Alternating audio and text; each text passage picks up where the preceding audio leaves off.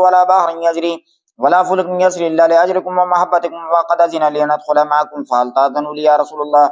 فقال رسول الله وعليك السلام يمين وإلا إنه نعم قد أذنت لك. فدخل جبرائيل معنا تحت الكساء فقال لي إن الله قد أوحى إليكم يقول إنما يريد الله ليذهب عنكم الرجس أهل البيت ويطهركم تطهيرا. اللهم صل على محمد. فقال علي لأبي يا رسول الله أخبرني ما لجلوسنا هذا تحت الكساء من الفضل عند الله. فقال النبي صلى الله عليه وآله والذي بعثني بالحق نبي وصفاني برسالة نجيا ما ذكر خبرنا هذا في محفل من محافل أهل الأرض وفي جمع من شيعتنا ومحبنا إلا ونزلت عليهم الرحمة وحفت بهم الملائكة واستغفرت لهم إلى أن يتفرقوا.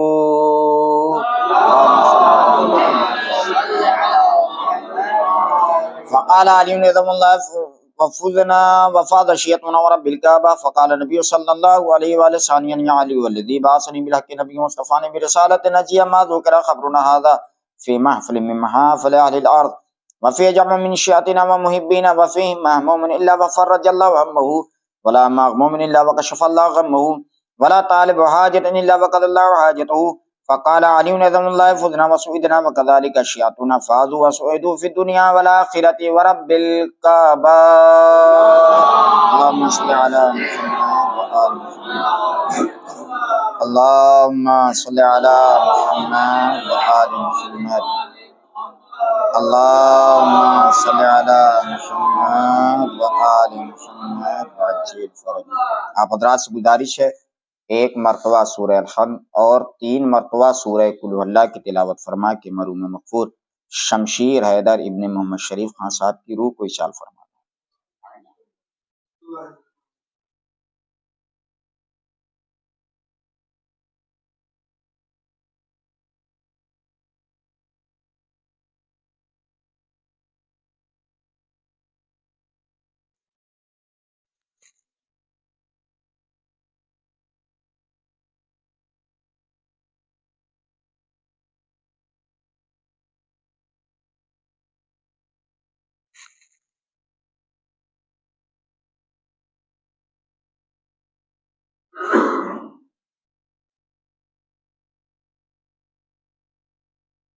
یہ جگہیں یہاں پہ بزرگوں سے تو کچھ نہیں کہوں گا، جوانوں کو اور ہمسن اور کمسن 12 رجب کو یہیں کا کہ علی کا خدا کا گھر بھی بنایا گیا.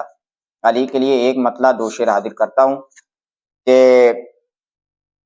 کرتا ہوں کہ ملاحظہ کیجیے گا کہ علی کا عشق ہے اس طرح بندگی کے لیے، علی کا عشق ہے اس طرح بندگی کے لیے کہ جیسے سانس ضروری ہے زندگی کے لیے.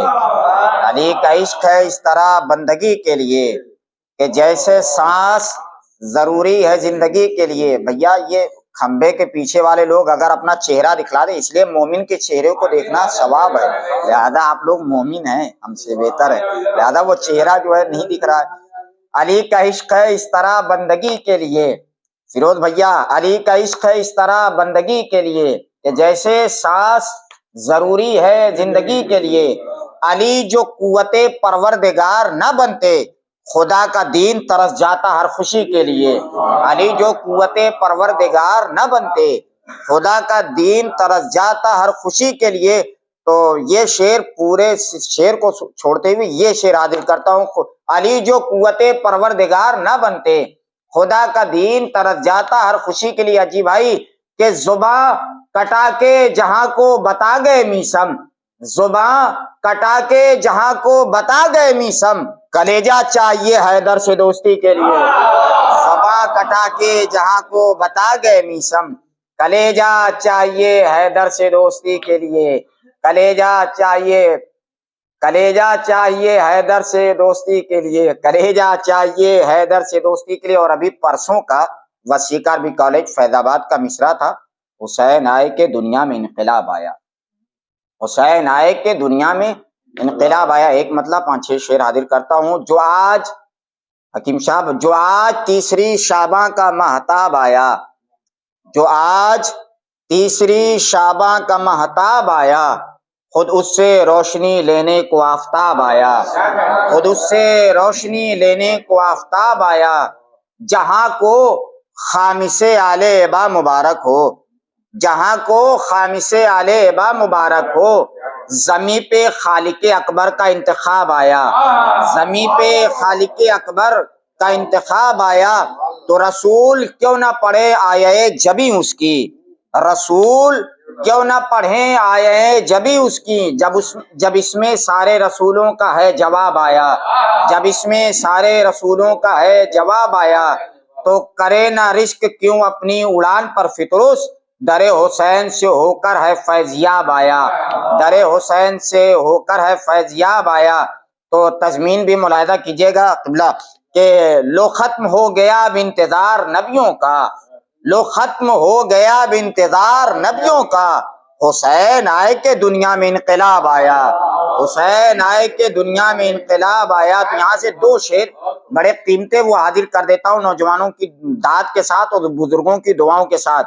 شراب عشق شہیدی جسے نصیب ہوئی، شراب عشق شہیدی جسے نصیب ہوئی، وہی بہشت میں دنیا سے کامیاب آیا، وہی بہشت میں دنیا سے کامیاب آیا۔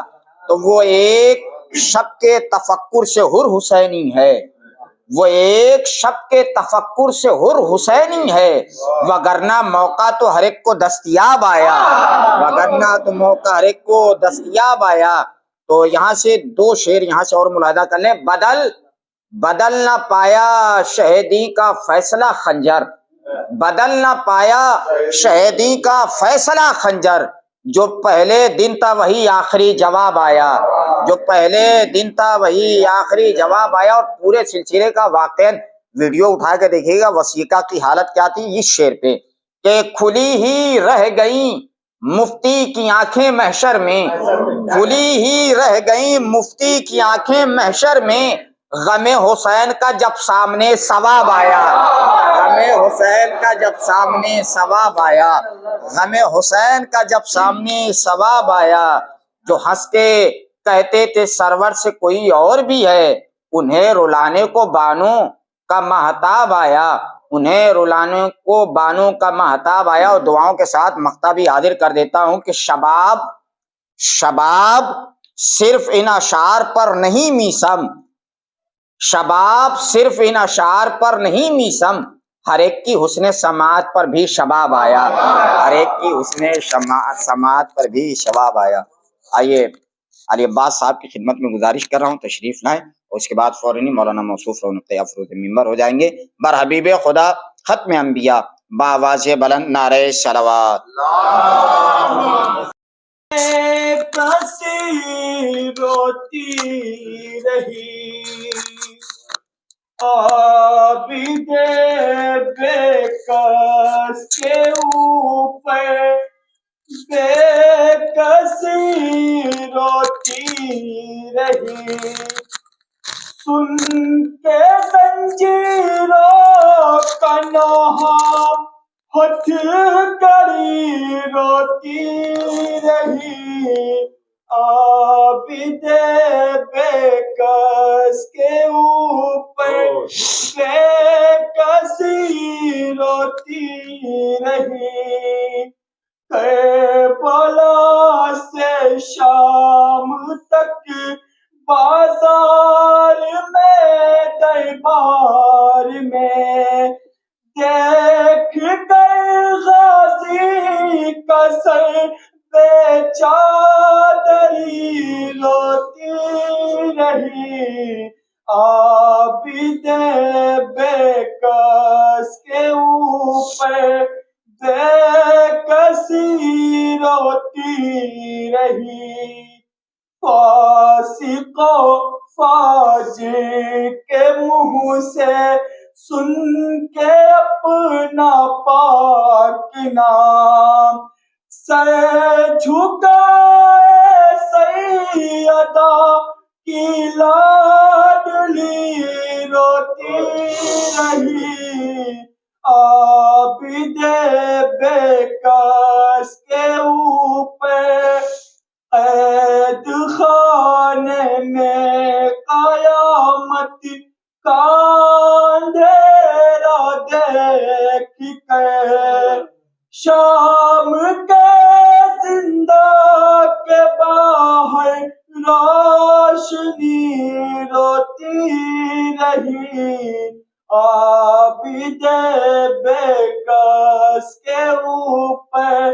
بے کسی روتی رہی، خشک ہوٹھوں پہ رقم اور ہائے بابا ہائے پیاس، دیکھ کر لاش سکینہ موت بھی روتی رہی، عابد بے کس کے اوپر بے کسی روتی رہی، عید میں آتی تھی اکثر قاسم اکبر کی یاد، کربلا کے بعد برسوں ہر صدی روتی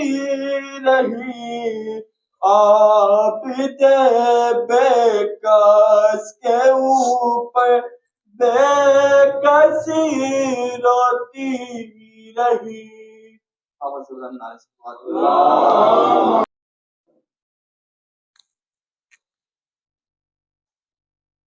رحم اللہ من قرأ سورة الفاتحة بسم اللہ الرحمن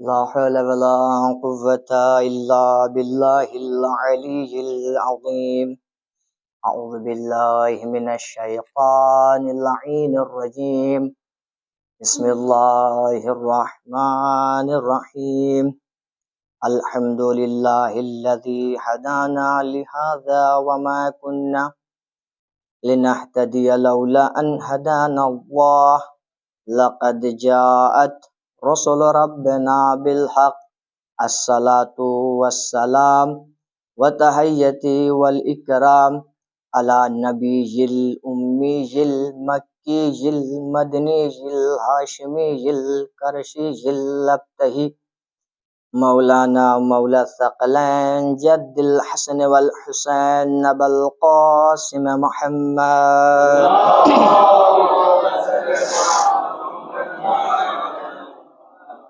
وآل أهل بيته الطيبين الطاهرين المعصومين المظلومين المنتخبين المنتجبين وعلى لعنة الله على أعدائهم أجمعين من يومنا هذا إلى قيام من يوم الدين بسم الله الرحمن الرحيم رب اشرح لي صدري ويسر لي أمري واحلل عقدة من لساني يفقه قولي أما بعد فقد قال الله تبارك وتعالى في المحكم الكتاب الحميد بسم الله الرحمن الرحيم إن الذين قالوا ربنا الله ثم استقاموا تتنزل عليهم الملائكة ألا تخافوا ولا تحزنوا وابشروا بالجنة التي إن كنتم توعدون.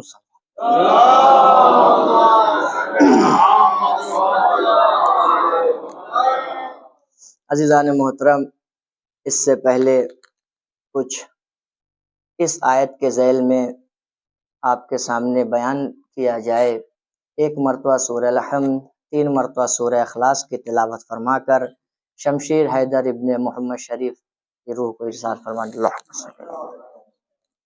صلی اللہ علیہ وسلم. بسم اللہ الرحمن الرحیم اهدنا الصراط المستقیم. بسم اللہ الرحمن الرحیم. بسم اللہ الرحمن الرحیم اللہ احد. بسم اللہ الرحمن الرحیم قل هو الله احد.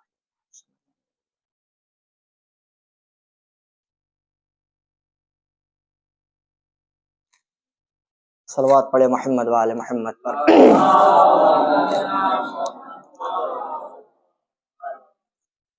عزیزان محترم، تمام تعریفیں اس پروردگار عالم کی جس نے اس کائنات کو خلق فرمایا، خلق فرمانے کے بعد چند مخلوقات سے اس کائنات کو زینت بخشی، مثلاً آسمان کو ستاروں سے، چاند و سورج سے زینت بخشی، زمین کو پیڑ پودے درخت حیوانات سے زینت بخشی۔ اس کائنات کو خلق کرنے کے بعد پروردگار عالم نے ہادی کا سلسلہ رکھا، یعنی پہلے ہدایت کرنے والے کا سلسلہ رکھا، بعد میں ہدایت پالے والے کو پیدا کیا۔ اس کے بعد آپ دیکھیں کہ 1,23,999 نبی کا بھی سلسلہ رکھا، اور ان میں کچھ نبی کو صاحب شریعت فرمایا۔ صاحب شریعت بنانے کے بعد اللہ نے ان کے مصحف کا حفاظت کا وعدہ اپنے ذمے نہیں لیا، توجہ فرمائیے گا، یعنی محمد مصطفیٰ صلی اللہ علیہ وسلم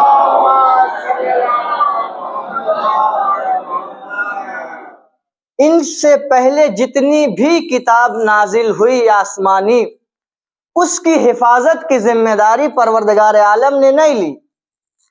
اگر کسی کتاب کی ذمہ داری پروردگار عالم نے لی ہے تو وہ کیا ہے؟ وہ کتاب قرآن مجید ہے، کہ جس کی ذمہ داری خود خدا لے رہا ہے کہ ہم اس کو نازل کرنے والے ہیں اور ہم ہی اس کی حفاظت کرنے والے ہیں۔ توجہ فرمائیے گا، آپ دیکھیں کہ حضرت موسیٰ علیہ السلام کو اللہ سے کلام کرنے کا بڑا شوق تھا، اللہ سے کلام کرنے کا بڑا شوق تھا، اور وہ پہاڑ پر جایا کرتے تھے اس لیے کہ خدا سے کلام کر سکے۔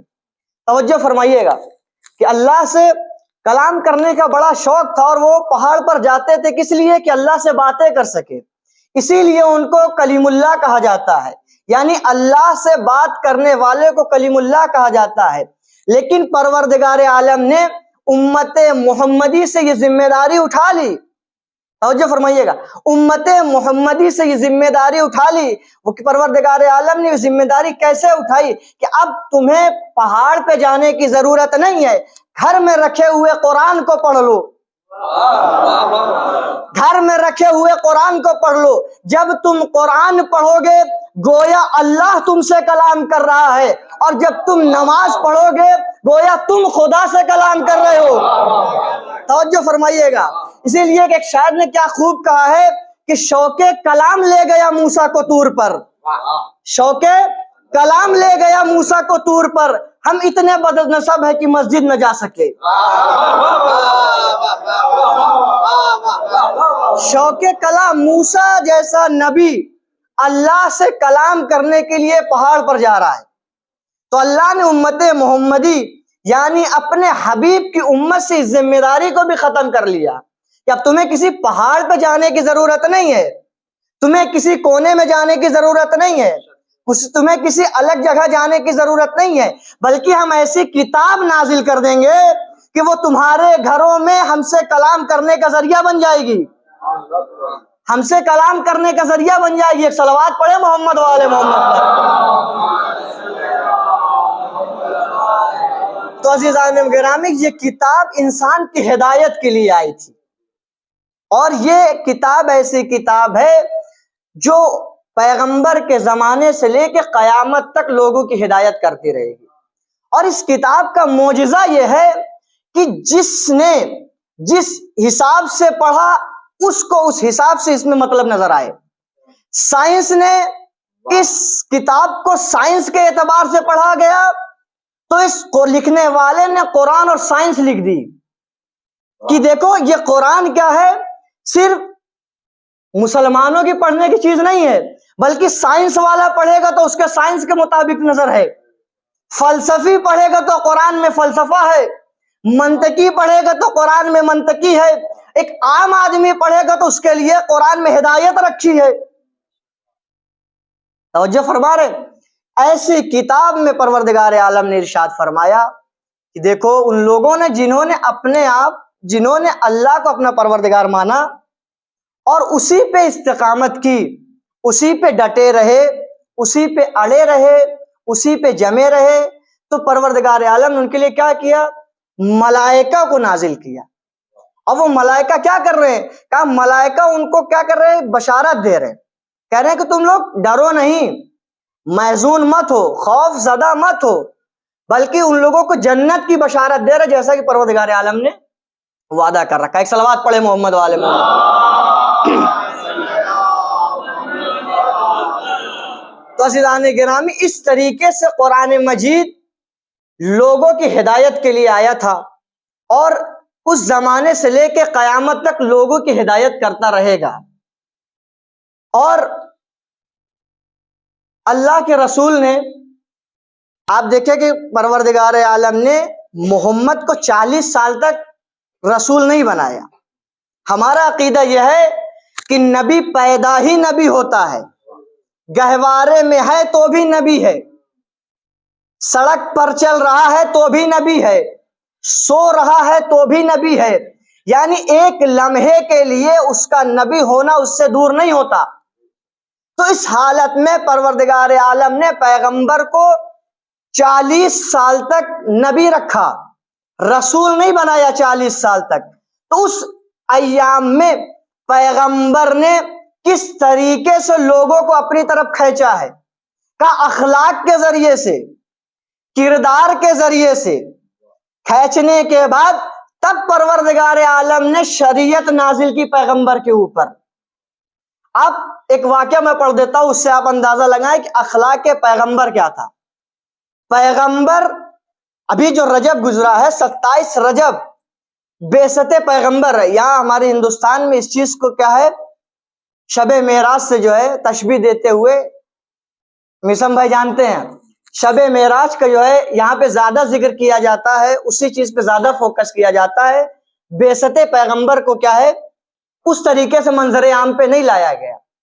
بعثت پیغمبر اس چیز کو کہا جاتا ہے کہ جس دن نبی رسالت کے اوپر مبعوث ہوتے ہیں، اس دن، اور بعثت سے پہلے آپ دیکھیں کہ 40 دن تک نبی اکرم نے ایک پہاڑ کی اس کے غار میں زندگی گزاری ہے، اس کے بعد رسول بنائے گئے ہیں۔ پہلی آیت جو نازل ہوئی ہے وہ غار میں نازل ہوئی تھی۔ اس وقت پیغمبر اکرم نے اس معاشرے کی ہدایت کی ہے۔ توجہ فرمائیے گا کہ جہالت کس عروج پہ تھی جب پیغمبر تشریف لائے ہیں۔ جہالت کی اس عروج پہ تھی۔ اب میں 2-3 علامتیں جہالت کی بیان کر کے پھر میں بیان کرتا ہوں پیغمبر کی اخلاق کردار۔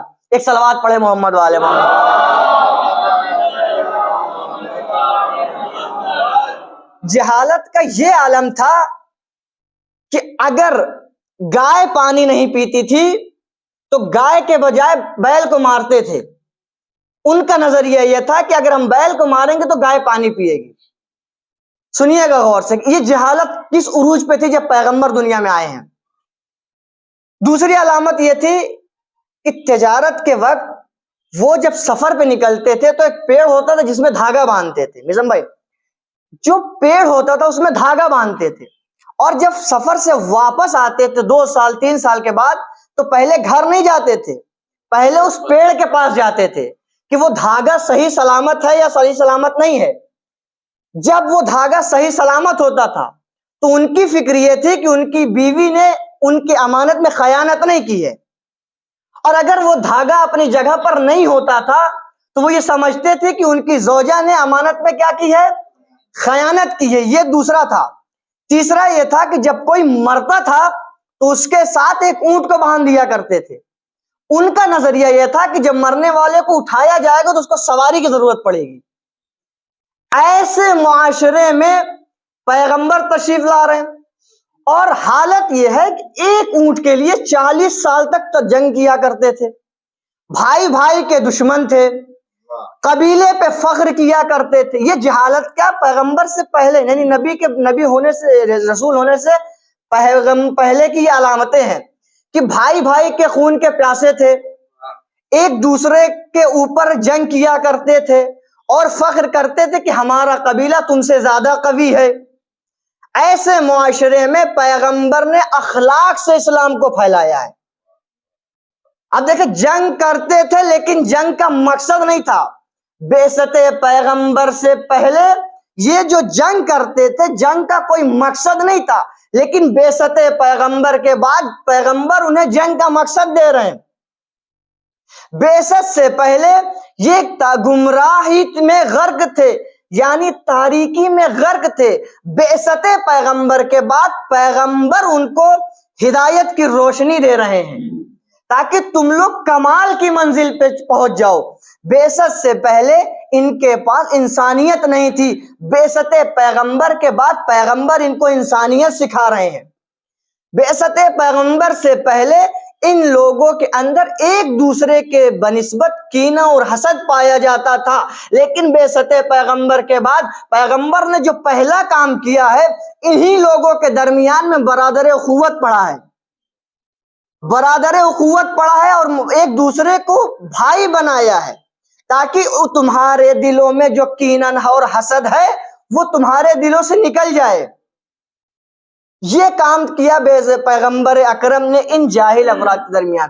اور اگر کوئی اس زمانے میں اپنے بھائی کا دشمن بنا پڑا ہے تو اس کا مطلب یہ ہے اس نے ترقی نہیں کی بلکہ وہ جہالت کی گمراہیوں میں ابھی بھی غرق ہے، ابھی بھی اسی جہالت میں غرق ہے جس میں پیغمبر نے ان کو جو ہے روشنی دکھائی تھی. اب ایک واقعہ، اس کے بعد آگے کی منزل. ایک صلوات پڑھے محمد والے محمد.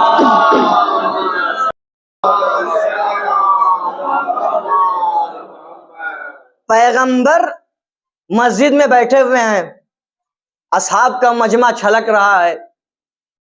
اسی اثنا میں ایک شخص آیا جس کی کچھ حاجت تھی. پیغمبر نے کہا کہ اس کی حاجت کو پورا کیا جائے، اس کی جو بھی ضرورت ہے اس کو پورا کیا جائے. اس کی ضرورت پوری ہو گئی. آپ دیکھیں پیغمبر کس طریقے سے کینہ نکال لیں ایک دوسرے کے دلوں سے، اس کی حاجت کو پورا کیا جائے. پیغمبر نے جب یہ حکم دیا تو اصحاب اٹھے. اٹھنے کے بعد اس شخص کی جو بھی حاجت تھی اس کو کیا کیا گیا؟ پورا کیا گیا. لیکن جب پوری ہو گئی اس کی حاجت تو وہ پیغمبر اس شخص سے مخاطب ہو کے کہتے ہیں کہ یہ بتا اب تو راضی ہے؟ یعنی یہ جو ساز و سامان تجھے دیا گیا ہے ضرورت کے مطابق، کیا تو اس پہ رضایت رکھتا ہے؟ تو اس چیز سے راضی ہے؟ اس نے کیا کہا؟ یا رسول اللہ میں راضی نہیں ہوں، میں راضی نہیں ہوں. جب اس نے یہ جملہ کہا ہے تو آپ بتائیں جب آپ اسی مجمع میں کوئی ضرورت آپ پوری کریں اور وہ اس رضا سے انکار کر دے کہ انسان کے دل میں کہیں نہ کہیں کینہ اٹھے گا کہ نہیں اٹھے گا کہ میں نے تمہاری ضرورت کو پورا کیا اور تم اس کو جو ہے الٹا جواب دے رہے ہو. تو شاید اس شخص کو سیدہ کے در سے کچھ چاہیے تھا. توجہ فرمائیے گا، شاید اس شخص کو سیدہ کے در سے کچھ چاہیے تھا. تو پیغمبر اس شخص کو لے جاتے ہیں سیدہ کے در پہ، کہتے ہیں اے بیٹی فاطمہ جو کچھ ہے اس کو دے دیا جائے. اس کی جو ضرورت تھی دوبارہ پیغمبر نے اس کو دے دیا، بات ختم ہو گئی تھی. پیغمبر کو چاہیے تھا اس شخص کو چھوڑ دیتے، چلا جاتا، لیکن پیغمبر نے کیا؟ پیغمبر ایک دوسرے کے جو بنسبت کینہ اور حسد ہے اس کو نکالنے کے لیے کیا کام کر رہے ہیں؟ پیغمبر نے اس کو چھوڑا نہیں، چاہیے تھا تو چھوڑ دیتے، چلا جاتا، بات تو ختم ہو گئی تھی. لیکن پیغمبر نے اس کو کیا کیا؟ چھوڑا نہیں، بلکہ اس سے دوبارہ سوال کیا، یہ بتا اب تو راضی ہے؟ تو وہ کہتا ہے کہ یا رسول اللہ اب میں راضی ہو گیا ہوں. تو پیغمبر نے کہا یہ جو رضاعت کا تو اقرار کر رہا ہے تو وہاں پہ کر سکتا ہے جو ان لوگوں نے سامان دیا تھا؟ تو وہ کہتا یا رسول اللہ اب تو ہماری وہ بھی حاجت پوری ہو گئی جو مجھے چاہیے تھی اور سیدہ کے گھر سے چاہیے تھا، اس لیے وہ بھی پوری ہو گئی. تو پیغمبر اس شخص کو لیتے دوبارہ مسجد میں آتے ہیں. آنے کے بعد پیغمبر پھر اس سے سوال کرتے ہیں کہ یہ بتا جو اب دیکھیں جملہ پیغمبر کا بدل گیا، بات بدل گئی. ابھی تک وہاں پیغمبر کہہ رہے تھے کہ تو راضی ہے، تو وہ کہہ رہا تھا ہاں میں راضی ہوں. اب پیغمبر یہاں پہ کہہ رہے ہیں کہ یہ بتا جو ان لوگوں نے ساز و سامان تجھے دیا تھا تو اس بات پہ راضی ہے؟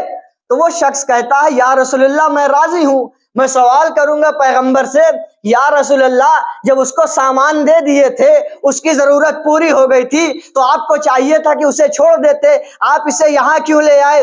یہاں لانے کے بعد اس کی زبان سے اقرار کیوں کروایا؟ اقرار کروانے کا مطلب کیا تھا؟ کیا ریزن تھا؟ سبب کیا تھا؟ تو پیغمبر کہیں گے کہ اگر وہ اس کو میں نہ لاتا تو ان کے دل میں جو اس کے بنسبت کینہ ابھرا تھا وہ دور نہ ہوتا، وہ دور نہ ہوتا۔ اس کینے کو دل میں رکھ کے یہ زندگی گزارتے، توجہ فرمائیے، اس کینے کو دل میں رکھ کے زندگی گزارتے۔ پیغمبر نے اس طریقے سے دین کا کام کیا ہے۔ پیغمبر اکرم صلی اللہ علیہ وآلہ وسلم نے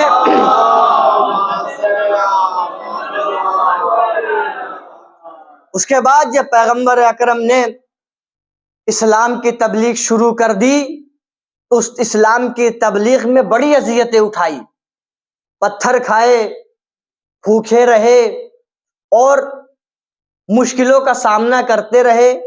اب جب کوئی نئی چیز آتی ہے، مثلا اس وقت نیا نیا اسلام آیا ہوا تھا، تو اس اسلام جب مسلمان دھیرے دھیرے لوگ ہو رہے تھے تو دوسرے افراد جو دوسرے قوم والے تھے وہ مسلمان کے خون کے پیاسے ہو گئے تھے اور ان کو قتل کر رہے تھے۔ اور ایسے حالات میں اللہ نے پیغمبر سے کہا، ہے پیغمبر ان سے کہہ دو کہ جن لوگوں نے بھی ہمیں اپنا پروردگار مان لیا ہے وہ پریشان نہیں ہوں، وہ خوف زدہ نہیں ہوں، اسی پہ ڈٹے رہیں، اسی پہ کیا کریں؟ جمے رہیں۔ جب تم اس پہ جمے رہو گے تو اللہ تمہیں وہ مقام و منزلت عطا کرے گا کہ انسان کی فکر کا پرندہ وہاں تک پرواز نہیں کر سکتا۔ ایسے حالات میں جب وہاں تک انسان جب اپنے آپ کو اللہ کو اپنے لیے کافی قرار دے چکا ہے تو پھر اسے مشکلوں سے گھبرانے کی ضرورت نہیں ہے۔ اس کا جیتا جاگتا ثبوت فلسطین کی جنگ ہے،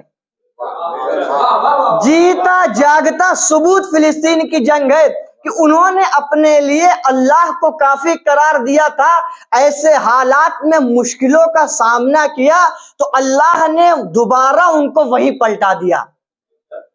تو ایسے حال مشکلوں سے گھبرانا نہیں چاہیے، مشکلوں سے پریشان نہیں ہونا چاہیے، بلکہ مشکلوں کا سامنا کرنا چاہیے۔ اور جب کوئی مشکل کسی کے اوپر آئے تو صرف دو دعا کرنا چاہیے اس شخص کو، اگر میرے پروردگار اگر یہ مشکل میرا امتحان ہے تو مجھے اس امتحان میں ثابت قدم رکھنا، اور اگر یہ مشکل میری گناہوں کی وجہ سے ہے، اے میرے پروردگار میرے اس گناہ کو معاف کرنا۔ ایک صلوات پڑھے محمد علیہ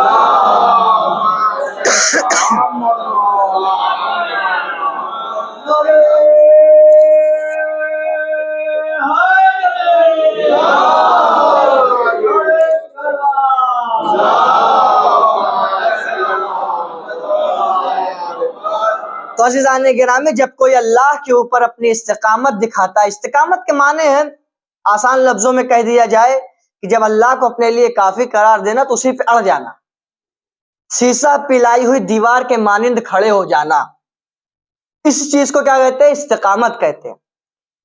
حضرت موسیٰ علیہ السلام کے زمانے کا ایک واقعہ ہے کہ ایک فرعون کے دربار میں ایک عورت تھی، فرعون کے دربار میں ایک عورت تھی، وہ کیا کرتی تھی؟ کہا وہ فرعون کی بیٹی کی آرائش گر تھی۔ آرائش گر یعنی فرعون کی بیٹی کو آمادہ اور سجانے والی تھی۔ اس کے دل میں اللہ کی محبت نفوذ کر گئی، اللہ کی محبت اس کے دل میں اتر گئی۔ ایک مرتبہ جب وہ فرعون کی بیٹی کو تیار کر رہی تھی، آمادہ کر رہی تھی، اس کے بال میں کنگھی کر رہی تھی تو اس کے ہاتھ سے کنگھی چھوٹ جاتی ہے اور چھیٹ کے زمین پہ گر جاتی ہے۔ تو ہم لوگوں کو ہوتا ہے کہ کوئی ٹھوکر لگتی ہے تو ہم لوگ یا علی کہہ دیتے ہیں، مشکل کشائی کے جب میسم بھائی ابھی شعر پڑھ رہے تھے تو مجھے ایک فارسی کا بہت اچھا شعر یاد آ گیا تھا کہ اگر دست علی دست خدا نیست چرا دست دیگه مشکل کشا نیست. اس کا مفہوم یہ ہے کہ اگر علی کا ہاتھ مشکل کشا، اگر علی کا ہاتھ خدا کا ہاتھ نہیں ہے تو کیوں دوسرے کا ہاتھ مشکل کشا نہیں ہے؟ اگر علی کا ہاتھ خدا کا ہاتھ نہیں ہے تو دوسرے کا ہاتھ مشکل کشا کیوں نہیں ہے؟ ایک صلوات پڑھے محمد وآل محمد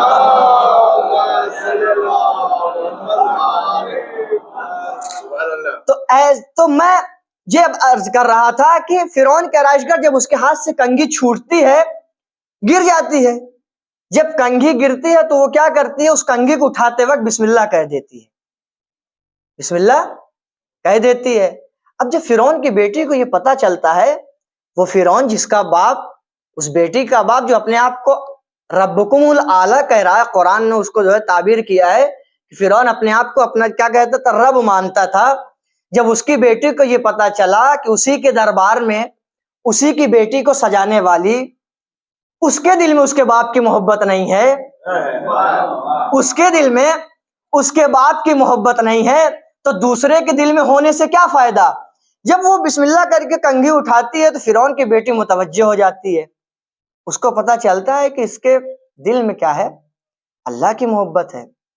تو وہ فرعون کی بیٹی اس سے پلٹ کے پوچھتی ہے کہ یہ بتا، تو میرے باپ کو خدا نہیں مانتی، تو میرے باپ کو پروردگار نہیں مانتی، تو میرے باپ کو رب نہیں مانتی؟ تو اس کا جملہ سنیے، کہتی ہے کہ میں تیرے باپ کے خدا کو خدا مانتی ہوں، میں تیرے باپ کے اور تیرے باپ کے خدا کو خدا مانتی ہوں۔ تو وہ کہتی ہے کہ اچھا یہ بتا، اگر میں تیری شکایت کر دوں اپنے باپ سے تو تیرا کیا ہوگا؟ دیکھیں یہ دھمکیاں بہت دی جاتی ہیں کہ اگر میں تیری شکایت کر دوں اپنے باپ سے تو تیرا کیا ہوگا؟ تو وہ پلٹ کے کہے، جب جس کے دل میں خدا کی محبت اتر جائے تو وہ موت سے نہیں گھبراتے۔ جس کے دل میں خدا کی، وہ کہتی ہے پلٹ کے کہ تیرے باپ کے ہاتھ میں اگر کچھ ہے تو میری موت، میرے موت کے علاوہ تیرا باپ کچھ نہیں کر سکتا، اور میری موت سے جو لوگوں میں ہلچل پہنچے گی وہ خدا کی محبت بڑھانے کا کام کرے گی۔ میری موت سے جو لوگوں کے دل میں محبت پہنچے گی وہ خدا کی محبت کو بڑھانے کا کام کرے گی۔ تو فرعون کی بیٹی نے کیا کیا؟ فرعون سے شکایت کر دی، فرعون سے شکایت کر دی تو دربار سجا، بلایا گیا کہ سیانہ کو بلایا جائے۔ سیانہ آئی، سیانہ کے 3 بیٹے تھے، سیانہ کے 3 بیٹے تھے۔ فرعون نے کہا پیسے چاہیے، لے لے، مجھے خدا مان لے۔ تو وہ کہتی ہے کہ جو خدا کو، پروردگار کو اپنا خدا دل سے مانتا ہے اسے پیسوں کی حاجت نہیں ہوتی۔ دوسرا کہتا ہے کہ اچھا تجھے عہدے چاہیے، کچھ چاہیے، کیا چاہیے تجھے کہ تو مجھے خدا مان لے؟ تو وہ کہتی ہے مجھے کچھ نہیں چاہیے سوائے خدا کی محبت کے، مجھے خدا کی محبت میرے دل میں اتر چکی ہے، مجھے کچھ نہیں چاہیے۔ تو فرعون نے کہا کہ اگر میں تجھے مار دوں، قتل کر دوں تو ابھی تو باز نہیں آئے گی؟ تو وہ کہتی ہے نہیں، تو مجھے مار بھی دے گا تب بھی میں باز نہیں آؤں گی، اور اس جملے سے کیا ہے؟ اپنے منہ کو نہیں پھیروں گی۔ تو فرعون نے کیا کیا؟ آگ روشن کروائی۔ جب آگ روشن ہو گئی، دیکھیں کس طریقے سے ظلم ہوا ہے خدا کی محبت رکھنے والوں کے اوپر۔ جب آگ روشن ہو گئی تو سیانہ کے ایک بیٹے کو نظر آتش کیا گیا، اور یہاں تک اس کے پورے جل جانے کا انتظار کیا گیا، اس کے پورا جل جانے تک کا انتظار کیا گیا۔ استقامت یعنی جب خدا کو خدا مان لے، اس پہ ڈٹے رہنے پہ خدا کیا مقام و منزلت عطا کرتا ہے، توجہ فرمائیے گا۔ اس کے بعد دوسرے بیٹے کو نظر آتش کیا گیا، وہ بھی پورا جل گیا۔ تیسرا بیٹا گود میں تھا، توجہ فرمائیے گا، تیسرا بیٹا گود میں تھا۔ جب اس کو نظر آتش کیا جانے لگا تو بالآخر ماں تھی، تڑپی، لیکن اللہ نے بھی وعدہ کرا ہے کہ تم اگر مجھے اپنا پروردگار مان رہے ہو، اس پہ تم استقامت اور اس پہ ڈٹے ہوئے ہو تو عہدہ منزلت دینے والے ہماری ذات ہے. تو اس نے بیٹے خدا کی قوت سے بیٹا بولا، چھوٹا بچہ.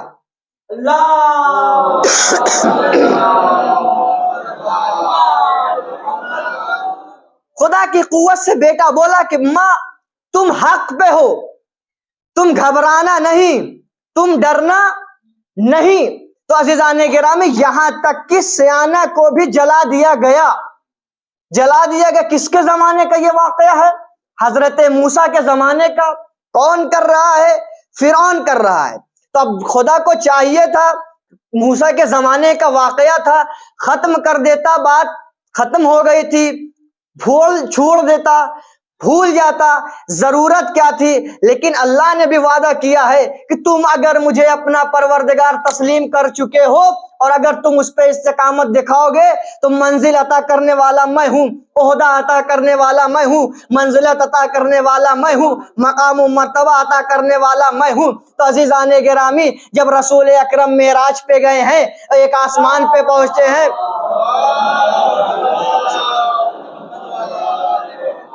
رسول اکرم جب معراج پہ گئے ہیں، ایک معراج پہ جب پہنچے ہیں، پہنچنے کے بعد رسول اکرم نے خوشبو محسوس کی. رسول اکرم نے جب خوشبو محسوس کی تو جبریل سے مخاطب ہو کے کہتے ہیں جبریل یہ بتا یہ خوشبو کیسی ہے جو اس عالم کو معطر کر رہی ہے. جبریل ان کو یاد دلاتے ہیں یا رسول اللہ یہ وہی سیانہ ہے کہ جس کو فرعون کے زمانے میں، جس کو موسیٰ کے زمانے میں فرعون نے جلا دیا تھا. یہ خوشبو وہ خوشبو ہے جو اس کی راکھ سے آ رہی ہے. یہ خوشبو وہ خوشبو ہے جو اس کی راکھ سے آ رہی ہے. دوسری جگہ حدیث میں ملتا ہے کہ پیغمبر فرماتے ہیں کہ وہ رجعت ہمارا عقیدہ ہے. مسم بھائی بتائیں گے انشاءاللہ کیونکہ شب برات بھی نزدیک ہے، اس کے حوالے سے جب بیان ہوگا تو مسم بھائی اس چیز کو بھی بیان کریں گے. رجعت اس چیز کو کہا جاتا ہے کہ جب ظہور ہوگا امام کا، اس میں کچھ لوگوں کو پلٹایا جائے گا. تو پیغمبر فرماتے ہیں کہ اس پلٹانے والوں میں ایک سیانہ کا نام بھی ہوگا،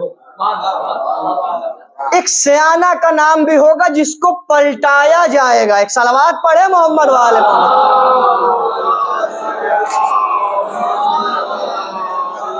تو عزیزان گرامی اگر کوئی شخص اپنا پروردگار خدا کو تسلیم کر چکا ہے تو اسے مشکلوں سے گھبرانا نہیں چاہیے بلکہ ایک دوسرے کا سہارا بننا چاہیے.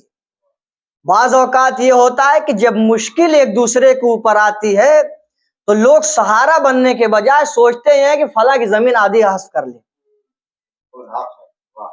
مشکل جب آتی ہے تو اس کا سہارا بننے کے بجائے اس کی کاٹنے کو دوڑتے ہیں. تو عزیزان گرامی استقامت جب انسان کے دل میں ہوتی ہے تو پروردگار اسے کیا کرتا ہے؟ مقام عطا کرتا ہے. سب سے بڑی استقامت اگر کسی نے دکھائی ہے تو کربلا والوں نے دکھائی ہے. قسم خدا کی ایسی استقامت تھی کہ جب روز عاشور امام حسین نے چراغ کو بجھا دیا، بجھانے کے بعد بیعت کو اٹھا لیا اور کہتے ہیں اپنے اصحاب سے مخاطب ہو کے میں نے تم لوگوں کی جنت کی ضمانت لے لی، تم لوگ چلے جاؤ، تم لوگ چلے جاؤ، جو بھی چلا گیا وہ ضامن اس کا میں ہوں. لیکن قسم سے 90 سال کے حبیب کھڑے ہوئے، کھڑے ہونے کے بعد کہتے ہیں کہ یا مولا اگر آپ کی محبت میں ہمیں مار دیا جائے، ہمارے جسم کو جلا دیا جائے، ہماری راکھ کو ہوا میں بکھیر دیا جائے، اس کے بعد یہ فعل ہمارے ساتھ 70 مرتبہ بھی انجام دیا جائے تو ہم آپ سے پیچھے ہٹنے والے نہیں. ایک صلوات پڑھے محمد علیہ.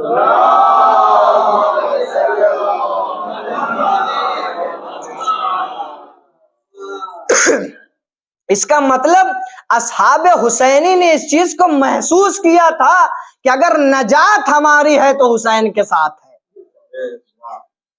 اگر ہماری کوئی نجات کرنے والا ہے تو یہ حسین علیہ السلام ہے جو ہماری نجات کرنے والے ہیں.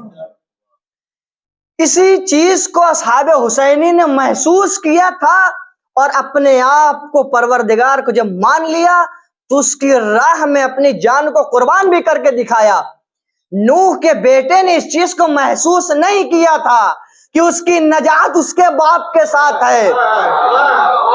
نوح کے بیٹے نے اس چیز کو محسوس نہیں کیا تھا کہ اس کی نجات اس کے بیٹے کے ساتھ ہے۔ وہ کہاں گیا، کہا بابا میں پہاڑ پہ جا کے نجات لے لوں گا، لیکن جب اللہ نجات ہی نوح کے ساتھ رکھا ہے تو تم پہاڑ پہ چلے جاؤ یا جہاں چاہو وہاں چلے جاؤ۔ اسی طریقے سے اصحاب حسینی نے یہ محسوس کر لیا تھا کہ اگر ہماری کہیں نجات ہے تو وہ مصباح النجات میں ہے۔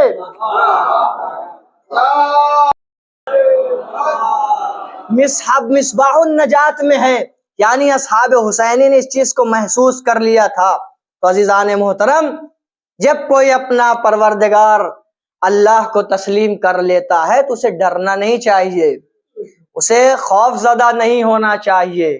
جب کبھی مشکل آئے تو میں نے پہلے ہی کہا دو دعا کرنی چاہیے کہ خدایا اگر یہ مشکل میرا امتحان ہے تو اس امتحان میں مجھے ثابت قدم رکھنا، کہیں میری زبان سے کوئی شکوہ نہ نکل جائے اور تیرا دامن میرے ہاتھ سے چھوٹ جائے۔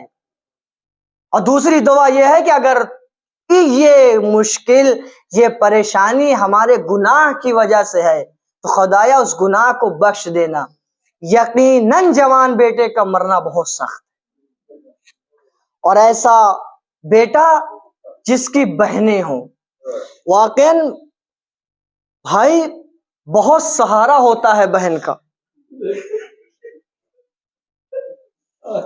بھائی بہت سہارا ہوتا ہے۔ بھی ایک دو ہفتہ پہلے ماموں کا جب انتقال ہوا نا، میں ایران میں تھا، امی کا فون آیا کہ بھیا میں یتیم ہو گئی۔ یقیناً واقعاً بہت سخت ہوتا ہے کہ بہنوں کا سہارا بھائی چلا جائے۔ آپ دیکھیں جناب عزادارو، جناب زینب امام حسین میں بڑی محبت تھی، پتہ ہے جب وہ مصیبت آئی ہے تو جناب زینب امام حسین نے ساتھ اس چیز کو نبھایا ہے۔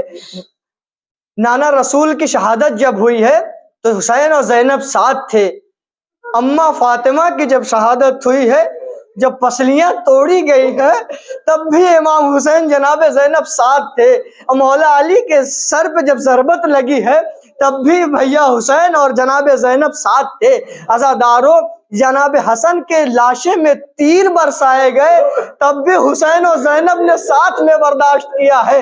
لیکن عزادارو، ایک وقت ایسا آیا کہ جب جناب زینب روز عاشور ہے، حسین زینب سے ملنے جاتے ہیں، کہتے ہیں اے بہن زینب میں جا رہا ہوں، مجھے رخصت کر دو۔ قسم اللہ کی، اس وقت جناب زینب نے ایک جملہ کہا، بھیا آج آپ اکیلے نہیں جا رہے ہیں، میری ماں فاطمہ جا رہی ہے، میرے بابا علی جا رہے ہیں، میرا نانا رسول جا رہا ہے، میرا بھیا حسین جا رہا ہے۔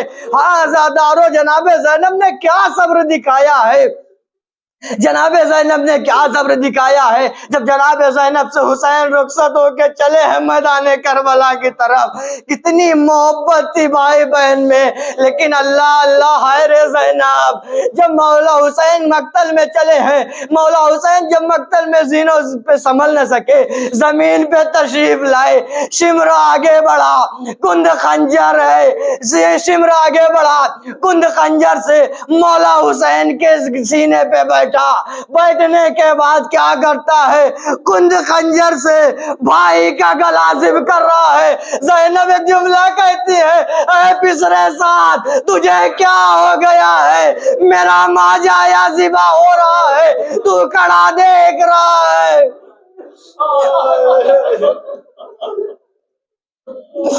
میرا ماجایا ذبح ہو رہا ہے۔ یقیناً عزادارو، بھائی بڑا سہارا ہوتا ہے بہن کا۔ اللہ کس طریقے سے مصیبت اٹھائی ہے زینب نے۔ اس کے بعد کیا ہوا، کہا عزادارو، جناب زینب کو شام و کوفہ کی دربار میں لے جایا گیا، سر ننگے بازار سے پھرایا گیا۔ ہاں عزادارو، جناب زینب نے بہت رویا، بہت گریہ کیا، لیکن کبھی اپنے بچوں پہ نہیں روئی۔ ایک وقت ایسا آیا جب جناب زینب گھر پہنچتی ہے، کیا دیکھتی ہے، آنو محمد کا حجرہ ہے، بلاخرے ماں ہے نا، دل تڑپ گیا، چیخ ماری، اے میرے بیٹے آنو محمد۔ تم نے اپنی جان اپنے ماموں پہ قربان کر دی. اللہ لعنت اللہ علی قوم الظالمین.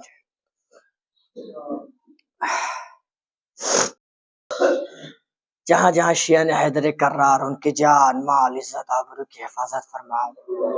پروردگار تجھے محمد والے محمد کا واسطہ جو بھی پریشان حال ہے ان کی پریشانیوں کو دور فرما. پروردگار تجھے محمد والے محمد کا واسطہ ہماری اس مختصر سے عبادت کو قبول فرما. پروردگار تجھے محمد والے محمد کا واسطہ جو بے روزگار ان کو برسر روزگار فرما. جو برسر روزگار ان کے روزی میں رزق و اضافت فرما. اے میرے پروردگار ہمارے آخری دعا یہی ہے کہ ہمارے امام کے ظہور میں تعجیل فرما اور ہمارے اعمال کو اس لائق بنا دے تاکہ ہمارا شمار امام کے ناصرین و مددگار میں ہو. تقبل منا انک انت السمیع العلیم. ماتم حسین.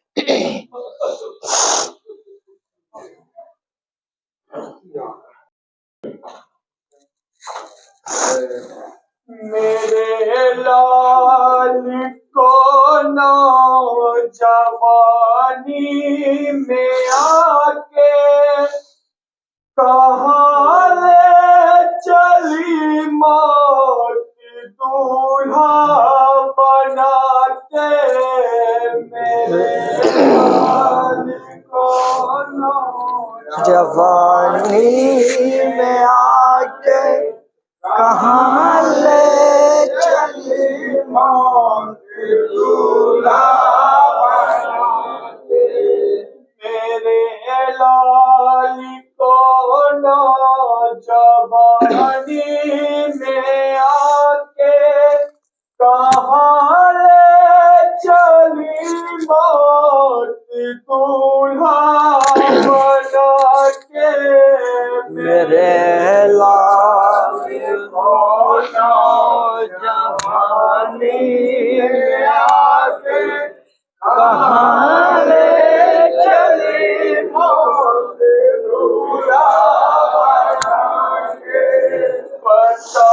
بتاؤں گی کیا اب میں صغرا کو جا کے کہاں لے چلی موت دولہا بنا کے. میرے لال کو نوجوانی میں آ کے کہاں لے چلی موت دولہا بنا کے. ناظر وقت میں ایسی غربت میں پوری کلیجے میں پرچی ستم کرنے توڑی. کوئی آرزو ماں کی زندہ نہ چھوڑی. کوئی آرزو ماں کی زندہ نہ چھوڑی. جب پھول کے کن پہ کھلا کر کہاں لے چلی موت دولہا